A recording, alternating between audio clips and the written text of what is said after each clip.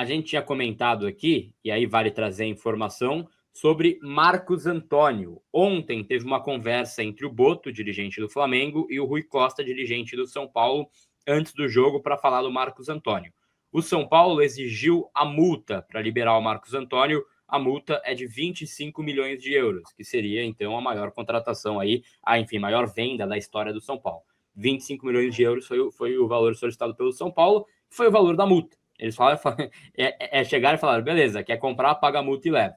Esse foi o tom do papo. O Flamengo, até onde eu tive de informação há pouco, ele queria pagar um valor em dinheiro mais o empréstimo do Alan, e aí me falaram que foi um pouquinho mais do que o São Paulo está pagando para Lazio para ter o Marcos Antônio. É que está pagando 4,5, né? Então seria 5, 6, mas o Alan, o São Paulo não vai abrir conversa nesse sentido. Agora há pouco o Valentim Furlan trouxe no UOL a informação de que o Flamengo pensa em ofertar 10 milhões de euros para ter o Marcos Antônio, mais o empréstimo do Alan. E o São Paulo ainda está bastante redutível nessa conversa. Assim, de forma prática, Renan, é muito difícil pensar que eles vão pagar 25 milhões de euros pelo Marcos Antônio. Fato. Né? É difícil pensar que eles vão chegar e vão pagar a multa para tirar o Marcos Antônio. Mas não dá para negociar qualquer valor. É o ponto central dessa história. Quer oferecer 5 mais o Alan? Não. Quer oferecer 10 mais o Alan? Não. E se for oferecer 20 mais o Alan, aí talvez o São Paulo pense, né? Que aí vira uma coisa alta. Estão falando de mais de 100 milhões de reais. Isso. 100 milhões de reais, o São Paulo paga o que deve para lá, porque o São Paulo ainda não quitou esse valor e ainda tem um caixa ali que faz uma diferença. Eu queria ouvir a sua opinião em relação ao caso Marcos Antônio, e essa postura para mim é muito boa, sabe? Porque em vários e vários momentos, por óbvio, o São Paulo não vai vender ele por 25 milhões de euros, pode vender por menos. Mas essa coisa de quem quer comprar é o Flamengo. O São Paulo não quer negociar o Marcos Antônio. Ele não está livre para ser negociado no mercado. Exato. Então, já que querem comprar, exige a multa.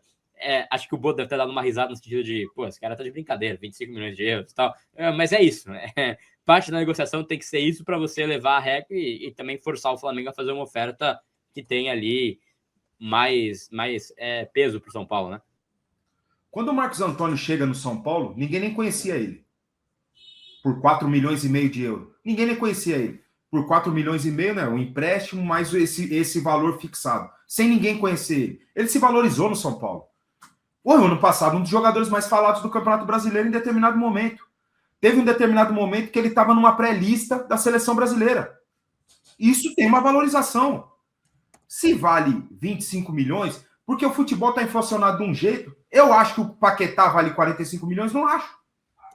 Não acho. Sinceramente, o pessoal pode discordar de mim, tá tudo certo. Mas para mim o Paquetá não vale 45 milhões de euros, como foi pago agora pelo Flamengo. Né? Nós estamos falando de um West Ham que está na zona de rebaixamento, que ele não era titular absoluto lá na Premier League. Né? Então, cara, a questão dos valores que se coloca no futebol hoje, Gabriel, é muito subjetivo. É análise. Nós estamos falando do principal jogador do São Paulo. E ele, para mim, tem esse valor. E ponto final. E eu não queria o Alan, sinceramente, com todo respeito ao rapaz, eu gosto de falar isso, com todo respeito ao profissional. Eu não queria o Alan de jeito nenhum. Nem se o Flamengo pagar os 25. Eu dou 25, mas o Alan não precisa. Obrigado. Não faz sentido. É uma contratação que não faz sentido nenhum na minha visão. Agora, a questão do Marcos Antônio, e não posso deixar de falar, da postura profissional do jogador. Completamente diferente do outro. Né? Postura profissional. Ele é um titular do time, ele sabe disso, mas ele está tendo uma postura profissional. Ele poderia falar, gente, enquanto vocês não resolverem essa situação aí, eu não tenho para jogar não, cara. Eu quero que resolva aí. Ou ele poderia falar, ele tá lá, tá quietinho. Tá lá, tá jogando, tá trabalhando. Quando é para ficar no banco, ele fica no banco quieto. Quando é para jogar, ele joga e dá o melhor dele, faz o máximo. Isso é uma postura de um atleta profissional que é esperado por ele e pelo staff dele. Diferente do que fez o outro, indo lá pro CT do rival, sem ter o negócio certo ainda. Então, primeiramente, parabéns ao Marcos Antônio pela postura dele. E segundo, que valor de mercado é isso aí, Gabriel. As coisas estão assim. Tá desse jeito, cara. E eu acho que o São Paulo tem que bater o pé. Eu sei da dificuldade, eu sei daquela meta orçamentária lá que tem que bater 100 e não sei quantos milhões, 180, né? De reais de venda no ano. Isso aí, só a venda dele com 20 milhões, 25 milhões, já quase que Só a venda dele já chegaria já bateria o valor. Daí você pega mais 3 aí do Rodriguinho, a meta já quase estaria. Mas é o principal jogador do time e não tem que ser facilitado, não, velho. O Flamengo tá com dinheiro. Você tem que pensar nisso também. Você tem que ver a sua necessidade, mas tem que ver o cara que tá com o desejo da compra. Opa, peraí, esse cara tem dinheiro pra cacete, mano. Não é qualquer 5, 10. Pô, por quê? O São Paulo ainda deve a Lazio. Não é que o São Paulo pega os 20 e sobrou 20 milhões de euros, que hoje na cotação atual do quê? Uns 120 milhões de reais, mais ou menos? Não sei. A grosso modo. Mas o São Paulo tem que pagar a Lazio ainda 4,5 de euro. Né? Então não é esse valor todo para o São Paulo. Eu acho que o São Paulo hoje se coloca numa posição tranquila em relação a isso. Eu quero que o jogador continue, eu preciso que o jogador continue. Só que o Flamengo, que tem dinheiro, quer muito jogador, irmão. Você vai ter que abrir o cofre da mesma forma que você abriu aí para o West Ham. Como tentou abrir para o Cruzeiro. Tentou abrir aí o cofre também para o Cruzeiro para contratar o Caio Jorge. Com o meu principal jogador, vocês vão ter que fazer a mesma coisa. E não ter que baixar a cabeça. É isso, perfeito. Já concluiu o seu comentário a respeito do Marcos Antônio, para a gente falar na sequência do Alisson também.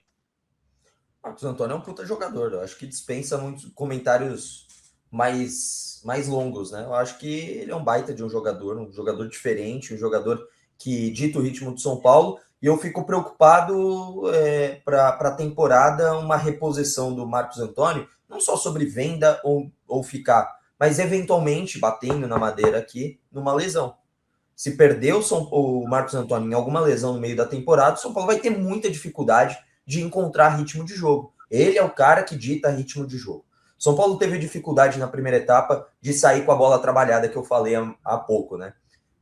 No segundo tempo, o segundo gol do São Paulo, o gol do Danielzinho, nasce numa jogada saindo num contra-ataque. E quem dita o contra-ataque, o ritmo do contra-ataque, foi o Marcos Antônio. Marcos Antônio achou o ritmo. Qual gol, Chacon? O segundo. O segundo gol. Segundo gol. E o primeiro ele faz aquela virada, pega o Enzo no mano a mano do lado de lá. Inclusive, o único que está conseguindo fazer inversão de jogo, né, de campo, bem é o Marcos Antônio também. Isso também tem que ser debatido. Os laterais precisam se conversar um pouco mais ali nos treinamentos, né, no jogo. Porque ontem foi algumas tentativas de inversão que deram errado. E só o Marcos Antônio conseguia acertar esse tipo de coisa. E agora o Marcos Antônio, no segundo gol, ele é o cara que dita o ritmo para o contra-ataque. Né? Ele é um jogador muito importante. Acho que perder o Marcos Antônio é perder a essência do que é o time do meio para frente, na parte de armação de jogada. Eu acho isso muito perigoso, porque eu acho que o São Paulo teria dificuldade de reposição num curto espaço de tempo, porque a janela vai fechar. Né? Essas duas coisas para começar. E o terceiro, porque você não consegue, se você não for no mercado e não achar, você não consegue achar no elenco do São Paulo um cara que faça isso tão à vontade. Marcos Antônio é uma ótima visão de mercado do São Paulo nos últimos anos, uma das poucas, mas ótima visão do mercado, e eu acho que é fundamental manter ele no time, a não ser que chegue essa proposta infinita de dinheiro. E aí faz sentido, porque aí você faz um bom negócio em questão de grana. Comprei por 4,5. Aí traz 10 Danielzinhos, né? Aí você vai ter que trazer 10 Danielzinhos, que é um bom jogador, mas é um operário da bola. O Danielzinho é um operário da bola. O Marcos Antônio é o cara classudo. É um cara que tem uma qualidade acima do que é o Danielzinho. Isso não é um demérito do Danielzinho, mas é natural. Que uns jogam mais, outros jogam menos. É natural. Isso não significa que o Danielzinho é ruim. Não é. Inclusive, é uma baita surpresa o Danielzinho nessa janela. Mas eu acho que seria muito, muito complicado, um caminho muito tortuoso você tentar repor o Marcos Antônio. É um baita de um jogador.